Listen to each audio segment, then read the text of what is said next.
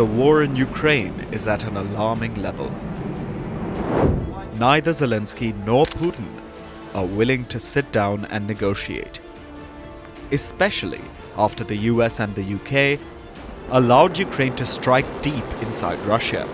This angered Putin. The Russian leader says that his patience has run out. Tensions dramatically escalated on the 21st of November, when Russia became the first nation ever to fire a ballistic missile in war.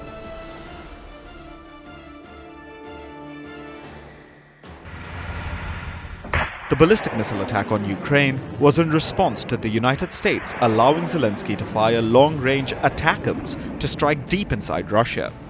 Along with the US, the United Kingdom also allowed Zelensky to fire the air-launched Storm Shado missiles to target Russia.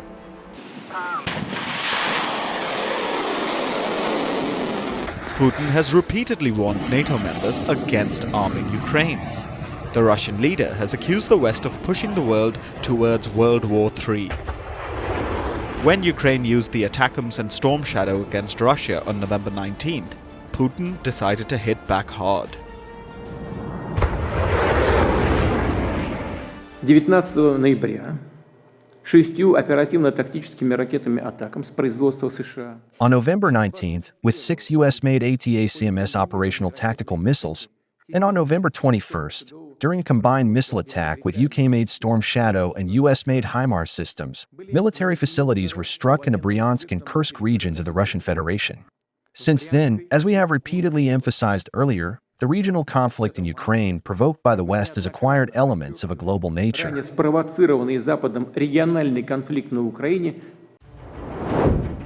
Russia launched a new weapon from the city of Kapustin Yar. It struck the central Ukrainian city of Dnipro.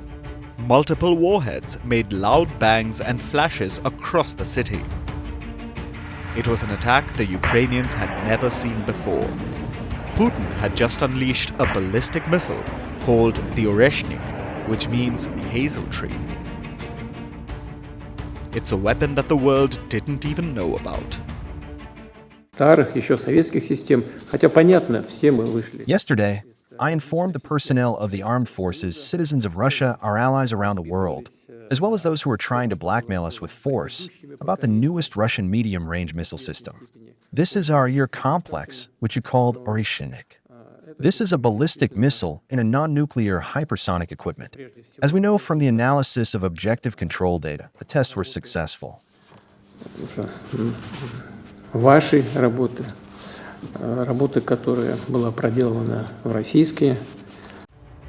Russia fired the Oreshnik intermediate-range ballistic missile. Putin says that Russia will keep firing this new weapon in order to study how the Oreshnik deploys multiple hypersonic warheads, making it the first weapon to showcase such capabilities.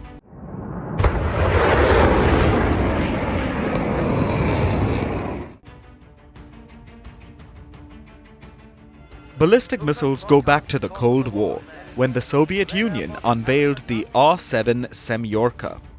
It became the world's first intercontinental ballistic missile. Ballistic missiles are rocket-propelled strategic weapons. They follow a suborbital trajectory to deliver a payload to a predetermined target. Upon reaching their highest altitude or apogee, the booster separates and propels the payload to the target. The warhead then reaches speeds of Mach 5 and above, making it hypersonic. Some of the most advanced ballistic missiles have maneuverable warheads. The Multiple Independently Targetable Reentry Vehicle, or MIRV, is a large warhead with multiple smaller warheads inside, and upon release, these multiple warheads strike different points over a designated target zone. Then there's the more advanced Maneuverable Reentry Vehicle, or MARV, where the flight path of the multiple warheads can be altered after they separate from the larger warhead. And when the MIRV and MARV warheads travel at hypersonic speeds and strike multiple points over a designated area, they become impossible to intercept, making the ballistic missile the most lethal weapon to deliver large payloads. These warheads can be fitted onto the short range, the medium range, intermediate range and intercontinental ballistic missiles. And these ballistic missiles can be further modified to carry either conventional, biological, chemical or nuclear warheads. What Russia fired at Ukraine was the Oreshnik ballistic missile, with a conventional payload with MIRV capabilities. It is believed to be derived from the RS-26 Rubezh, an intermediate ballistic missile meant for nuclear strikes. Russia replaced the Rubezh's nuclear warhead with an MIRV warhead capable of launching hypersonic vehicles that are non-nuclear in nature. All the characteristics, speed, altitude, are intercontinental ballistic missile. An expert is currently underway. It is obvious that Putin is using Ukraine as a training ground. It is obvious that Putin is afraid when there is simply normal life around him, when people just have dignity.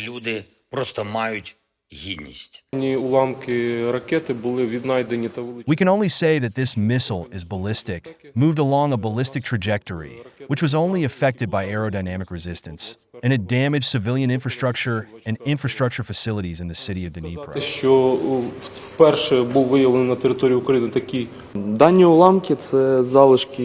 These fragments are the remains of a missile that struck the city of Dnipro on November 21st.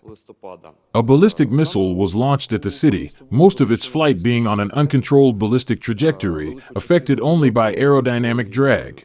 Вона здійснює по неконтрольованій балістичній траєкторії, на яку впливають лише аерогідро.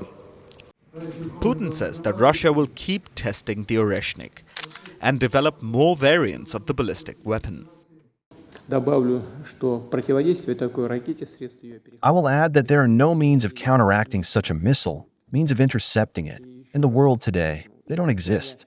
And I will emphasize once again, we will continue testing the latest system. Необходимо наладить серийное производство. Будем считать, что решение по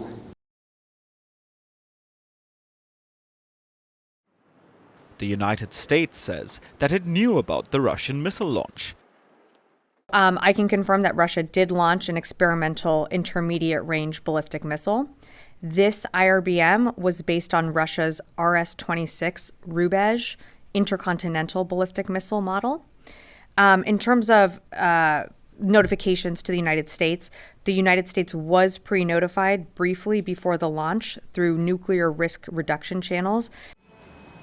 Washington then announced more military aid for Kyiv. Joining them were France, the UK and Germany, all of whom also announced more weapons for Ukraine. However, Hungary and Poland took a more careful stance. They urged Putin to reconsider escalations. When dealing with a country like Russia, which is fundamentally different from us and bases its policies primarily on military power, its position in the world and its vision for the future are largely defined by the fact that it possesses one of the strongest armies in the world, equipped with the most advanced and destructive weapons. When they say something in this matter, it should be understood the way they say it. Wojna na wschodzie wchodzi w rozstrzygającą fazę. The war in the East is entering a decisive phase. We all know this, we feel that the unknown is approaching. None of us knows the end of this conflict. We only know that it is currently taking on very dramatic dimensions. The events of the last few days show that this threat is really serious and real when it comes to global conflict. Wydarzenia ostatnich kilkudziesięciu godzin pokazują, że Despite knowing the price of escalation, NATO members continue to arm Zelensky, expecting Putin to toe the West's line. But the Russian leader is showing no signs of slowing down. And if NATO doesn't stop arming Ukraine, then it may not be long before Putin orders another ballistic missile strike to get the message across.